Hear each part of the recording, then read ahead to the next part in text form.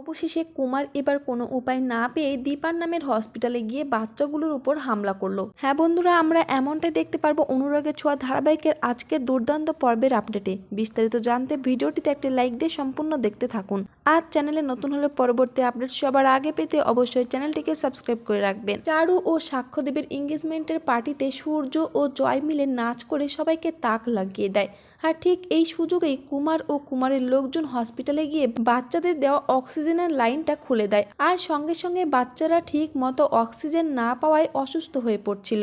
আর এইদিকে সূর্য নাচতে নাচতে হাঁপিয়ে গেলে একটু রেস্ট নেয়। আর তখনই কুমারের লোকজন ছদ্মবেশে এসে সূর্যর ফোনের সাউন্ডটা কমিয়ে দেয়। আর তাই জন্য হসপিটাল থেকে ফোন করলে সূর্য বুঝতেই পারে না। তবে হসপিটাল থেকে একটি লোক এসে সূর্যকে সমস্ত কিছু জানায়।